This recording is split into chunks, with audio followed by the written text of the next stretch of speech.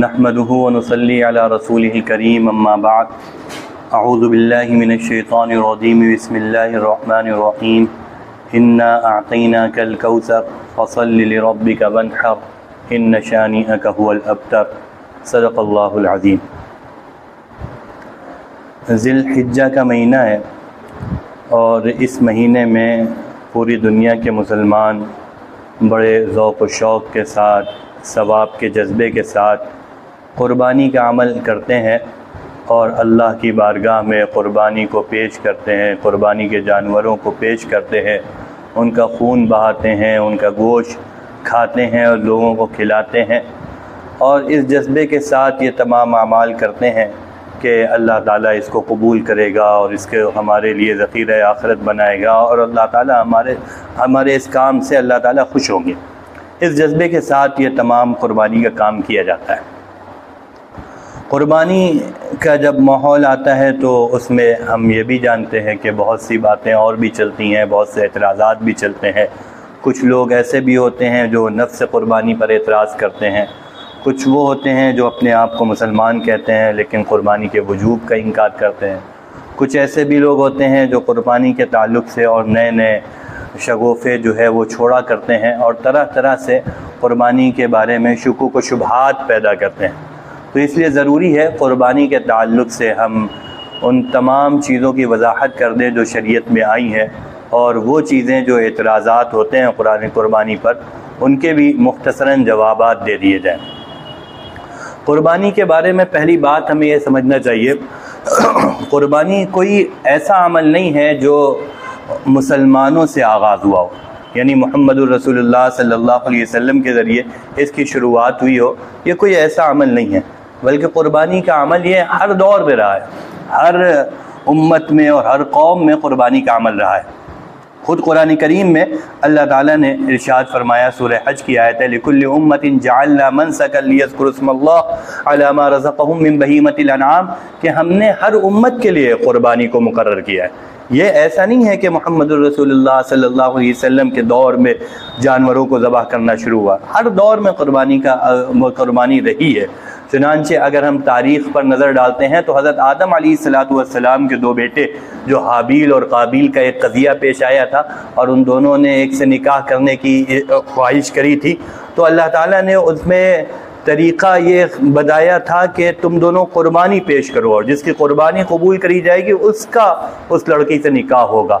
یہ طریقہ اللہ تعالیٰ نے بتایا تھا۔ پتہ چلا قربانی کا عمل حضرت آدم علیہ السلام کے زمانے سے آ رہا ہے، تو قربانی کوئی ایسی چیز نہیں ہے کہ جو مسلمانوں نے شروع کری ہو۔ جب یہ حضرت آدم علیہ السلام کے زمانے سے جانوروں کو ذبح کرنا اور قربانی کا عمل رہا ہے تو پتہ چلا یہ فطرت کی آواز ہے، یہ انسانیت کے اندر کی آواز ہے، انسانیت کا تقاضا ہے کہ جانوروں کو ذبح کیا جائے، کیونکہ شروع دور سے اور بلا چوں چرا کے بغیر کسی شک و شبہ کے تمام انسان جس عمل کو انجام دیتے آئے وہ ایسا نہیں ہو سکتا کہ وہ چیز فطرت کے خلاف ہو۔ تمام انسان جس کام کو کرتے ہیں وہ عین فطرت کے مطابق کام ہوا کرتے ہیں۔ تو کوئی بھی اس قربانی کے عمل کا، جانوروں کے ذبح کرنے کا، کوئی بھی ایسا شخص نہیں رہا شروعات دور میں کہ جو اس کا انکار کر رہا ہو، بلکہ عام طور پر انسانوں کی جو غذا ہوا کرتی تھی وہ جانوروں کو ذبح کرنا ہوا کرتی تھی۔ لیکن آج کے دور میں کچھ لوگ اس پر انسانی وہ جانوروں کے حقوق کے حوالے سے اعتراض کرتے ہیں کہ جانوروں کو ذبح کرنا مناسب نہیں ہے، اس میں خونوں کا ضیاع ہے، اس میں ایک جان کو لیا جا رہا ہے۔ تو جان کو لینا یہ کوئی مسلمان نہیں کر رہے بلکہ تمام دنیا کے لوگ کر رہے ہیں، تمام دنیا کے لوگ قربانی کر رہے ہیں، تمام دنیا کے لوگ جانوروں کو ذبح کر رہے ہیں۔ جب تمام دنیا کے لوگ جانوروں کو ذبح کر رہے ہیں تو یہ فطرت کا تقاضا ہے اور فطرت کے خلاف نہیں چلا جاتا۔ جو لوگ یہ کہہ رہے ہیں جانوروں کو ذبح نہیں کرنا چاہیے وہ فطرت کے خلاف جا رہے ہیں۔ اور کوئی ہم سے پوچھے تم قربانی کیوں کرتے ہو، تم جانوروں کو کیوں ذبح کرتے ہو، ہمارا اس کے بارے میں سیدھا جواب ہے یہ میرے اللہ کا حکم ہے۔ ہم کو اللہ نے بنایا، تمام دنیا کو اللہ نے بنایا، تمام مخلوق کو اللہ نے بنایا، یہ جانور اللہ کے بنائے ہوئے ہیں، ہم اللہ کے بنائے ہوئے ہیں، ہم اللہ کے حکم کے تابع ہیں۔ اللہ جس چیز کو کہے گا اس کو کھاؤ، ہم اس کو کھائیں گے۔ جس چیز کو اللہ تعالیٰ منع کرے گا ہم اس چیز سے رک جائیں گے۔ اللہ تعالیٰ نے جن جانوروں کو ہمارے لیے حلال کیا ہے ہم ان جانوروں کو کھاتے ہیں، جن جانوروں کو اللہ تعالیٰ نے ہمارے لیے حرام کیا ہے ہم ان جانوروں کو نہیں کھاتے ہیں، ہم اللہ کو مانتے ہیں۔ اب اگر کسی کو اعتراض ہے تو اللہ تعالیٰ پر اعتراض کرے، اللہ کے وجود پر اعتراض کرے، کیا اللہ ہے یا نہیں ہے، اسلام پر اعتراض کرے، کیا محمد رسول اللہ صلی اللہ علیہ وسلم سچے نبی ہیں یا نہیں ہے۔ جب اللہ ہے اور حضور صلی اللہ علیہ وسلم سچے نبی ہیں تو حضور صلی اللہ علیہ وسلم کے ذریعے جو حکم ہم تک کے آیا ہے ہمیں اس پر عمل کرنا ہے، ہمیں اس میں حکمتیں نہیں تلاش کرنی ہے کہ حکم کیوں ہے، اس کی وجہ کیا ہے، اس کی علت کیا ہے، نہیں، یہ میرے رب کا حکم ہے، یہ اللہ کا حکم ہے۔ ہم ان تمام کام کو اس لیے کرتے ہیں چونکہ اللہ کا حکم ہے۔ اگر کسی کو سوال کرنا ہے، اعتراض کرنا ہے تو اللہ پر کرے، اللہ کے وجود پر کرے، کہ اللہ موجود ہے یا نہیں ہے، تو ہم اس کے سامنے دلائل سے ثابت کریں گے کہ اللہ تعالیٰ موجود ہے۔ وہ حضور صلی اللہ علیہ وسلم کی رسالت پر اعتراض کریں، ہم حضور صلی اللہ علیہ وسلم کی رسالت کو ثابت کریں گے۔ پھر جب اللہ اور رسالت ثابت ہو گئی تو اب حضور صلی اللہ علیہ وسلم کے ذریعے جو حکم بھی ہم تک آیا ہے ہمیں اس کو ماننا ہے، خواہ اس کی حکمت اور علت ہمیں سمجھ میں آئے یا نہ آئے۔ یہ بندگی کا تقاضا ہے، یہ مخلوق ہونے کا تقاضا ہے۔ ضروری نہیں ہے کہ ہم خالق کی ہر حکمت کو جان لیں، اگرچہ ہمیں قربانی کی حکمتیں اور فائدے بھی معلوم ہے، ایسا نہیں کہ قربانی میں حکمت نہیں ہے، قربانی میں فائدے نہیں، وہ بھی معلوم ہے، لیکن یہ ہماری بندگی ہے، یہ اللہ کا حکم ہے، اللہ نے ہمیں حکم دیا، ہم اس لیے کرتے ہیں۔ ہم اللہ کے حکم میں منصوص چیزوں میں ہم کسی حکمت کو اور علت کو اور فائدے کو تلاش نہیں کرتے کہ جب کوئی ہمیں حکمت نظر آئے گی، علت نظر آئے گی، فائدہ نظر آئے گا کہ اس میں ہمارا دنیا کا اتنا فائدہ ہو رہا ہے تب ہم وہ کام کرتے ہیں۔ ہم ایسا نہیں کرتے ہیں، بلکہ صرف اس چیز کو دیکھتے ہیں یہ اللہ کا حکم ہے، ہم کرتے ہیں۔ قرآن میں اللہ تعالیٰ نے قربانی کا حکم دیا، میں نے سورت پڑھی تھی شروع میں، سورہ کوثر، اس کی آیت نمبر 2 ہے، فَصَلِّ لِرَبِّكَ وَانْحَرْ، آپ اپنے رب کے لیے نماز پڑھیے اور قربانی کریے۔ قربانی کا حکم اللہ تعالیٰ نے دیا ہے۔ جب قربانی کا حکم اللہ تعالیٰ نے دیا ہے اس لیے ہم قربانی کو ضروری سمجھتے ہیں۔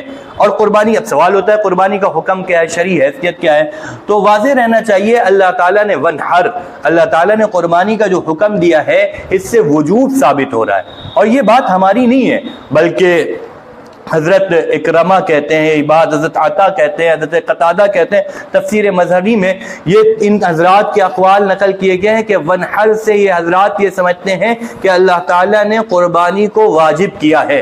اور اس کے ساتھ ساتھ اگر ہم رسول اللہ صلی اللہ علیہ وسلم کے فرمان کی طرف چلتے ہیں تو حضور صلی اللہ علیہ وسلم نے یہ بھی ارشاد فرمایا، ابن ماجہ کی حدیث ہے کہ جس شخص کے پاس گنجائش ہو، من کان لہ سعۃ، جس شخص کے پاس گنجائش ہو ولم یضحی، اور وہ قربانی نہ کرے، فلا یقربن مصلانا، تو وہ ہماری عیدگاہ کے قریب نہ آئے۔ گنجائش کے باوجود قربانی نہ کرنے پر حضور صلی اللہ علیہ وسلم نے وعید فرمائی ہے، حضور صلی اللہ علیہ وسلم نے دھمکایا ہے کہ ہماری عیدگاہ کے قریب نہ آئے۔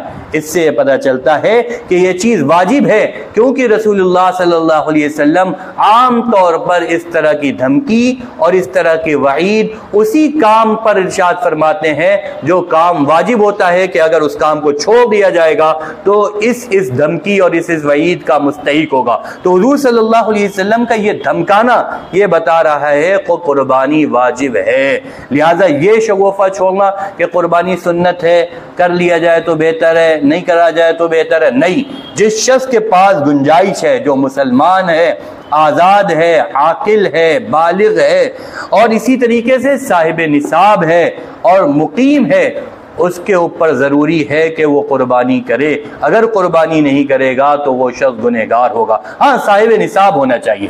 صاحب نصاب یعنی اس کے پاس 7.5 تولہ سونا یا 52.5 تولہ چاندی یا اس کے بقدر اس کے پاس قیمت ہونی چاہیے، اس کے پاس روپیہ اور مال و دولت ہونی چاہیے اگر کسی کے پاس حیثیت ہے، کیونکہ جیسا کہ حدیث کے الفاظ سے ہمیں پتہ چلتا ہے، من کان لہ سعۃ، جس شخص کے پاس گنجائش ہو، جو شخص صاحب حیثیت ہو، اس کے لیے قربانی کرنا ضروری ہے۔ تو قربانی کا حکم یہ ہے کہ قربانی واجب ہے۔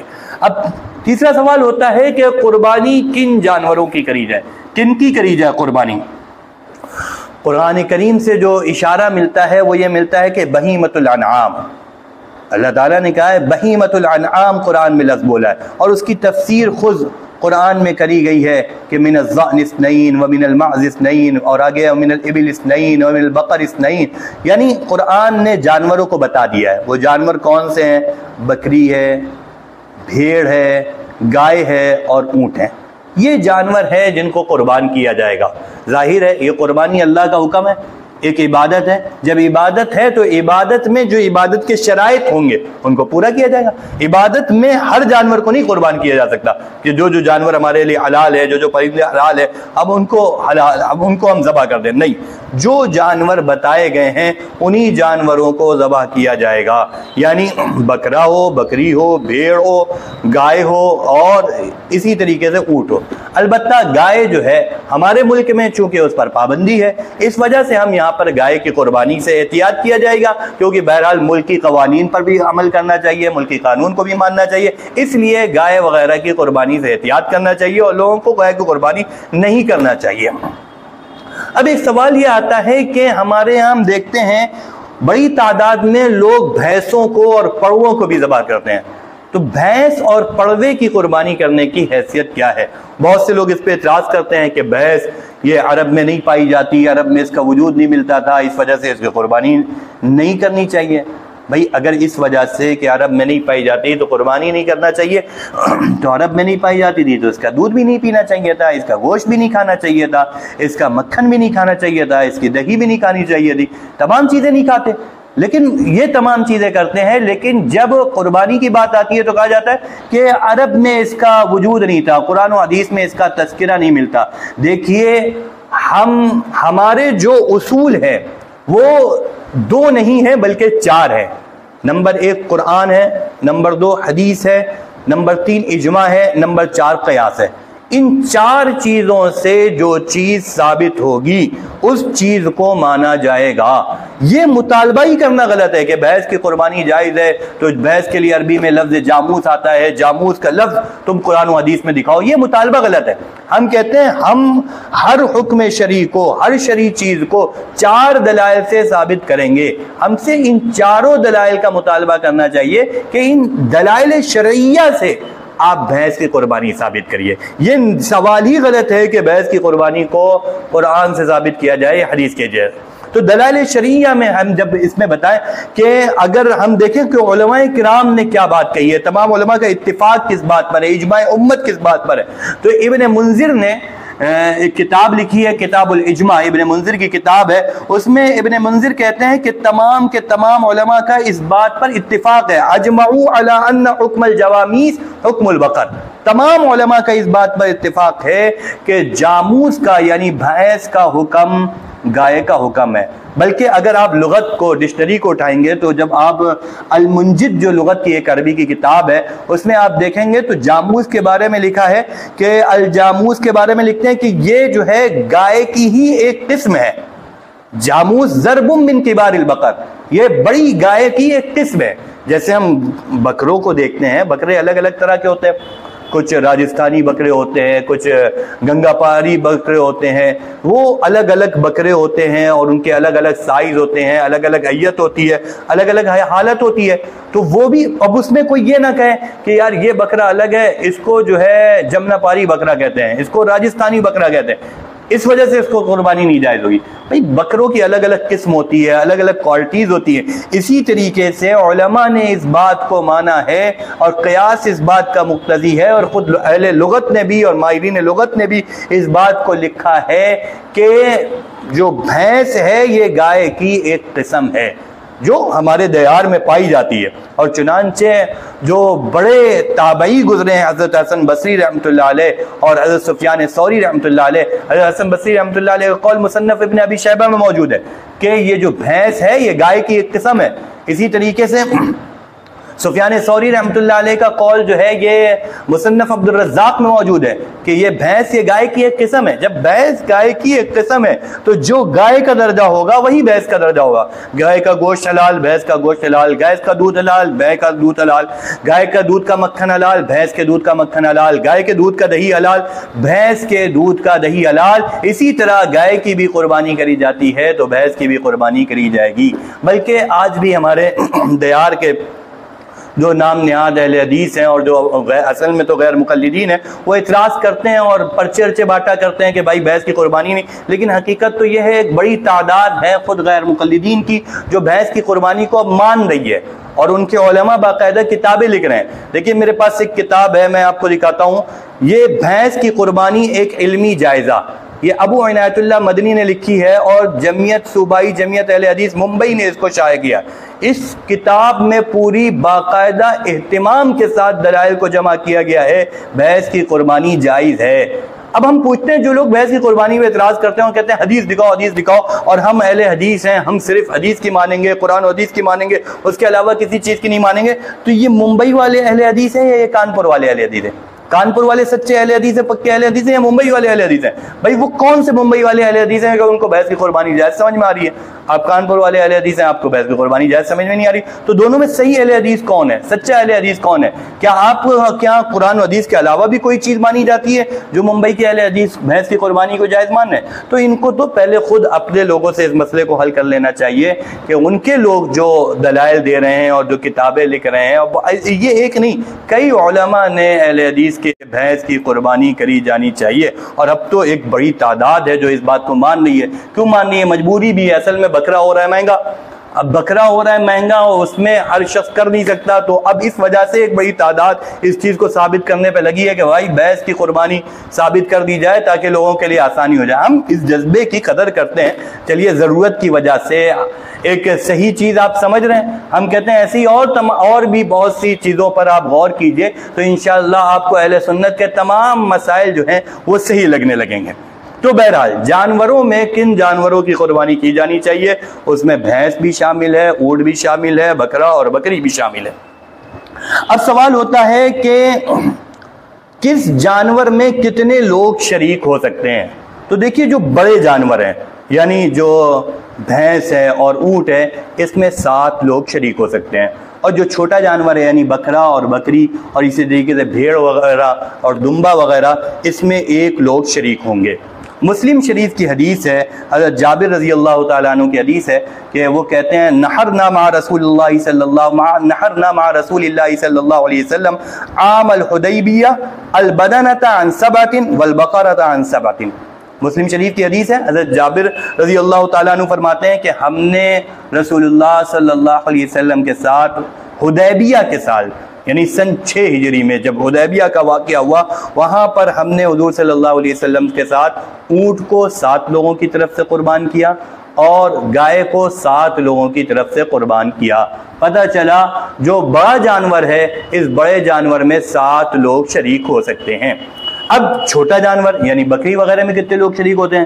تو ابن ماجہ کی ایک روایت ہے، اس میں یہ آتا ہے کہ ایک صحابی آئے اور وہ حضور صلی اللہ علیہ وسلم کے پاس آئے، حضور صلی اللہ علیہ وسلم سے ارشاد فرمایا کہ میرے اوپر ایک بڑا جانور واجب ہے، یعنی جو 7 لوگوں کے برابر ہوتا ہے، تو ایک بڑا جانور واجب ہے لیکن میں جانور نہیں پا رہا ہوں تو میں کیا کروں؟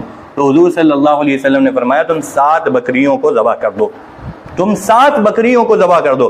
پتہ چلا 7 بکری یہ ایک بڑے جانور کے برابر ہوتی ہیں، اور ایک بڑا جانور مسلم شریف کی حدیث کے مطابق 7 لوگوں کی طرف سے ہوتا ہے، تو ایک بکری ایک شخص کی طرف سے ہوگی، یعنی اگر ایک شخص صاحب حیثیت ہے تو وہی شخص اپنی طرف سے ایک بکرا یا ایک بکری ذبح کرے گا، ایک بکرا یا ایک بکری میں ایک سے زائد لوگ شریک نہیں ہو سکتے۔ یہاں پر بھی کچھ لوگ ہمارے یہاں باقاعدہ کانپور میں کچھ پرچے ورچے وغیرہ بانٹے جاتے ہیں عام طور پر بقرعید کے موقع پر کہ ایک بکرا پورے گھر والوں کی طرف سے جائز ہے، یعنی ایک بکرے کی قربانی پورے گھر والوں کی طرف سے کری جا سکتی ہے۔ جب ان سے دلیل پوچھی جاتی ہے تو وہ ترمذی کی ایک روایت نقل کرتے ہیں، حضرت ابو ایوب انصاری کی روایت ہے، وہ یہ کہتے ہیں کہ ہم رسول اللہ صلی اللہ علیہ وسلم کے زمانے میں ایک بکری کو اپنے گھر کی والوں کی طرف سے ذبح کرتے تھے اور پورا گھر اس کو کھاتا تھا۔ اس ترمذی کی روایت سے استدلال کیا جاتا ہے کہ ایک بکری پورے گھر والوں کی طرف سے ذبح کری۔ ایک صاحب آئے میرے پاس اور یہی پرچہ لے کر آئے اور یہی کہنے لگے کہ ایک بکری جو ہے وہ پورے گھر والوں کی طرف سے ہے، حدیث میں آتا ہے، ترمذی کی حدیث ہے۔ تو ہم نے ان سے چند سوالات تو پہلے یہی کیا، یہ بتائیے گھر کسے کہتے ہیں؟ تو کہیں گے ایک چولہا جو جلے اسے ایک گھر کہتے ہیں۔ یہ عجیب و غریب گھر کی تشریح کری تھی۔ اگر کہیں جو ہے ہوٹل سے کھانا آ رہا ہے، سب 10 گھر ہیں اور وہ ہوٹل سے منگا رہے ہیں، تو پتہ ہے ہوٹل پہ ایک چولہا جل رہا ہے، یہ پورے 10 گھر ایک چولہے والے ہو جائیں گے۔ یہ عجیب و غریب تشریح ہے کہ بھائی ایک گھر میں کتنے لوگ شامل ہوں گے؟ مانا دادا ہے، دادا کی 5 اولاد ہیں، تو 5 اولاد کے پھر 20 لوگ ہیں، یہ سب ایک گھر میں شریک ہوں گے؟ یا صرف ایک آدمی ہے اور اس کے جو اولاد ہیں وہ شریک ہوں گے؟ یا پھر ایک عمارت میں جتنے لوگ رہ رہے ہیں وہ شریک ہوں گے؟ تو ایک گھر میں کتنے لوگ شریک ہوں گے، اس کی جب ہم ان سے تشریح پوچھتے ہیں تو وہ لوگ یہ تشریح نہیں کر پاتے کہ ایک گھر میں کتنے لوگ شریک ہوں گے۔ اچھا، اب آئیے ہم اس حدیث کے مطلب کو سمجھ لیتے ہیں۔ حدیث کیا ہے؟ اصل میں جو حدیث میں مسئلہ ہے، حضرت ابو ایوب انصاری رضی اللہ تعالیٰ عنہ جو ترمذی کی حدیث میں ذکر کرتے ہیں کہ ہم رسول اللہ صلی اللہ علیہ وسلم کے زمانے میں ایک بکری کو ذبح کرتے تھے اور پورے گھر والوں کی طرف سے ہوتی تھی اور پورے گھر والوں اس کو کھاتے تھے۔ یہ مسئلہ اصل میں ان لوگوں کا ہے جو لوگ صاحب نصاب نہ ہوں۔ عام طور پر رسول اللہ صلی اللہ علیہ وسلم کے زمانے میں شروع دور میں جو لوگوں کی حیثیت تھی وہ ان کے پاس جو آتا تھا سب خرچ کر دیتے تھے، سب لٹا دیتے تھے، اپنے پاس رکھتے نہیں تھے، تو عام طور پر لوگ صاحب نصاب نہیں تھے۔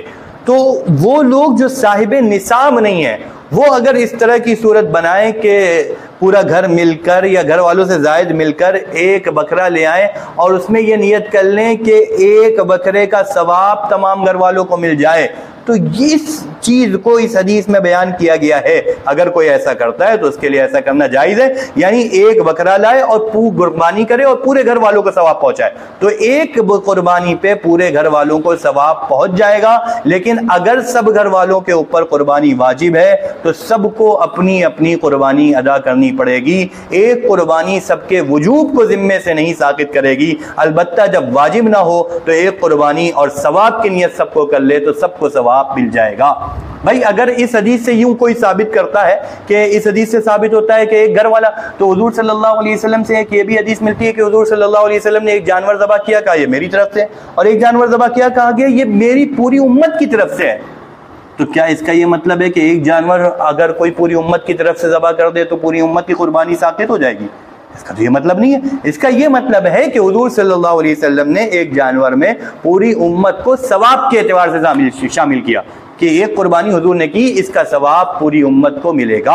اسی طریقے سے کوئی بھی شخص اگر ثواب کے لیے قربانی کو میں 10-12 لوگوں کو شامل کرنا چاہیں تو شامل کر سکتے ہیں، اگر وہ صاحب نصاب نہیں ہے تو بالکل شامل کر سکتے ہیں، لیکن اگر صاحب نصاب ہے تو ہر شخص کو اپنی اپنی قربانی کا الگ الگ واجب ادا کرنا پڑے گا۔ تو یہ مسئلہ ہو گیا قربانی کے جانور کے تعلق سے۔ اب ایک مسئلہ آتا ہے کہ قربانی کے دن کتنے ہیں، قربانی کے جو ہے دن کتنے ہیں۔ اس میں بھی بعض لوگ کہتے ہیں قربانی کے جو دن ہیں وہ 4 ہیں، لیکن صحیح بات یہ ہے قربانی کے دن 4 نہیں بلکہ قربانی کے دن 3 ہیں، یعنی ایک تو 10 ذی الحجہ، 11 ذی الحجہ اور 12 ذی الحجہ کے غروب تک کے قربانی کا وقت، قربانی کا ٹائم ہے، اور اس پر باقاعدہ ہمارے پاس دلیل ہے۔ حضرت عبداللہ ابن عمر رضی اللہ تعالیٰ عنہ سے منقول ہے تفسیر ابن ابی حاتم الرازی میں کہ وہ یذکر اسم اللہ فی ایام معدودات کی تشریح میں کہتے ہیں کہ فی ایام معلومات کی تشریح میں کہتے ہیں کہ ایام معلومات یہ یوم النحر اور اس کے بعد کے 2 دن ہیں۔ ایام معلومات یوم النحر اس کے بعد کے 2 دن ہیں، یعنی 10 ذی الحجہ اور اس کے بعد کے 2 دن ہیں۔ اسی طریقے سے بخاری کی ایک روایت ہے، اس سے یہ پتہ چلتا ہے حضور صلی اللہ علیہ وسلم نے 3 دن سے زائد گوشت رکھنے کو منع کیا۔ 3 دن سے زائد گوشت رکھنے کو، جب 3 دن سے زائد گوشت رکھنا منع ہے تو ظاہر قربانی تو 3 دن سے زائد نہیں کری جا سکتی۔ اب کوئی عیسائی کہہ دے گا بھائی پھر ہم لوگ تو مہینہ بھر چلاتے ہیں، اگر 3 دن سے زائد منع ہے تو پھر مہینہ بھر کیوں رکھا جاتا ہے؟ اصل میں پہلے جو ہے تنگ دستی تھی، اس کی وجہ سے وہ کم تھا کہ لوگوں میں تقسیم کیا جائے اور زیادہ سے زیادہ بانٹا جائے، اس لیے شروع میں حضور صلی اللہ علیہ وسلم نے 3 دن تک کے گوشت رکھنے کی اجازت دی تھی، لیکن باقاعدہ مستدرک حاکم کی روایت ہے حضور صلی اللہ علیہ وسلم نے فرمایا قربانی کے گوشت کو کھاؤ اور جمع کرو، گوشت کو جمع کرو، تو اس وجہ سے یہ اجازت مانی جائے گی کہ اب آدمی جمع بھی کر سکتا ہے۔ اب اس پر کوئی کہہ سکتا ہے جب قربانی کے گوشت رکھنے کی اجازت دے دی تو قربانی کرنے کی بھی اجازت ہو گئی ہوگی. نہیں بھائی، قربانی کے گوشت رکھنے کی تو پورے سال کی اجازت ہے. اگر کوئی شخص پورے سال قربانی کے گوشت رکھ لے، مہینے بھر رکھ لے، 2 مہینے رکھ لے، 6 مہینے رکھ لے، تو بہرحال شرعی اعتبار سے وہ گنہگار نہیں ہوگا. تو کیا پورے سال قربانی بھی کر سکتا ہے؟ تو قربانی کے دن 3 ہیں، لیکن گوشت رکھنے کی اجازت بعد میں اور دے دی گئی. اگر کوئی شخص جتنا گوشت چلا سکتا ہے اور رکھ سکتا ہے گنجائش کے اعتبار سے تو رکھ لے اور وہ گوشت کھاتا رہے. تو گوشت کو کھانے کی بعد میں اجازت دے دی گئی، لیکن قربانی کے دن نہیں بڑھائے گئے. اس پر البتہ بعض لوگ ایک حدیث پیش کرتے ہیں. وہ حدیث یہ ہے کہ حضور صلی اللہ علیہ وسلم نے فرمایا کہ جتنے ایام تشریق ہیں یہ سب کے سب ذبح کے دن ہیں. جو ایام تشریق ہیں وہ سب کے سب ذبح کے دن ہیں. اب اس سے کہتے ہیں بھائی ایام تشریق تو جو ہے 13 کی اثر تک چلتی ہے، تو پتہ چلا 10 11 12 13 یعنی 4 دن قربانی کری جائے گی. اس کا جواب یہ ہے، پہلی بات تو یہ ہے کہ یہ حدیث صحیح نہیں ہے. اس میں ایک راوی ہے معاویہ ابن یحییٰ السلفی، ان کو یحییٰ ابن معین نے لا شے کہا ہے، اور اسی طریقے سے امام ابو زرعہ نے ان کو کہا ہے یہ قوی نہیں ہے، یعنی ان کی کوئی حیثیت نہیں ہے باقاعدہ روایت نقل کرنے میں. تو یہ راوی ضعیف ہیں. اور دوسری بات، عقلی طور پر بھی یہ بات سمجھ میں نہیں آ رہی کہ یہ کہا جائے کہ سارے کے سارے دن جو ایام تشریق کے ہیں وہ ذبح کے دن ہیں. بھائی تشریق کے دن تو 9 تاریخ سے شروع ہو جاتے ہیں، 9 کی فجر سے تکبیر تشریق شروع ہو جاتی ہے.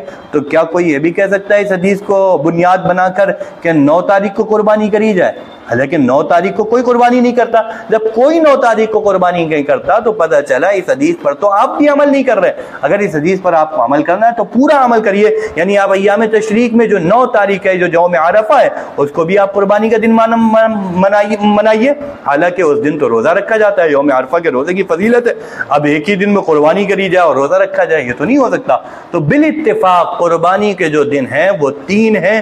4 جو لوگ کہتے ہیں یہ ایک گویا کہ لوگوں کو ورغلانا ہے، اور قربانی کسی طریقے سے کرے اور آدمی کی قبول بھی نہ ہو، اس طرح سے عمل کو گویا کہ برباد کرنا لازم آ رہا ہے. تو ان چیزوں کی طرف دھیان نہیں دینا چاہیے. جو چیزیں امت میں برابر چلی آ رہی ہیں وہی چیزیں صحیح ہیں. کوئی نئی چیز آئے آپ سمجھ لیجئے یہ گمراہی کی چیز آ رہی ہے. ہر دور میں 3 دن پر عمل رہا ہے تو 3 ہی دن قربانی کرنا چاہیے. تو قربانی کے جو دن ہیں یہ 3 دن ہیں. 3 دن سے زائد کوئی شخص اگر قربانی کرتا ہے تو اس کی قربانی ادا نہیں ہوگی. اسی طریقے سے ایک بات ہمیں قربانی کے تعلق سے یہ بھی سمجھ لینے چاہیے، قربانی بھائی یہ قربانی جو ہے ایک عبادت ہے. عبادت جو ہے اچھے طریقے سے کرنی چاہیے، عبادت جو ہے فراخ دلی سے کرنا چاہیے. یعنی اگر کوئی شخص صاحب حیثیت ہے تو اس کو اپنی حیثیت کے مطابق جانور ذبح کرنا چاہیے. جو شخص مہنگا جانور ذبح کر سکتا ہے وہ مہنگا جانور ذبح کرے، جو شخص مہنگا نہیں جانور ذبح کر سکتا ہے وہ ہلکا جانور ذبح کرے، کمزور جانور ذبح کرے. لیکن بہرحال جو شرائط ہے جانور کی وہ شرائط پوری ہونی چاہیے. اگر کوئی شخص مہنگا جانور ذبح کر رہا ہے تو اس بنیاد پر اس کو فخر نہیں کرنا چاہیے، اور اگر کوئی شخص سستا جانور ذبح کر رہا ہے تو اس بنیاد پر اس کو عار نہیں دلانا چاہیے، اس کو مذاق نہیں بنانا چاہیے. بلکہ ہر شخص کو چاہیے کہ اپنی حیثیت کے مطابق قربانی کرے. اور قربانی میں خاص طور سے جو ہر عمل کی جان ہے، صرف قربانی کی نہیں ہر عمل کی جان ہے، وہ اخلاص، کہ قربانی کو صرف اللہ تعالیٰ کی رضا کے لیے کیا جائے، اللہ کو خوش کرنے کے لیے کیا جائے، نام نہاد کے لیے، لوگوں کو دکھلانے کے لیے کہ لوگ دیکھ لیں ہمارا بڑا جانور آیا ہے، اونچا جانور آیا ہے، مہنگا جانور آیا ہے، ہم نے اتنے بکرے ذبح کر دیے.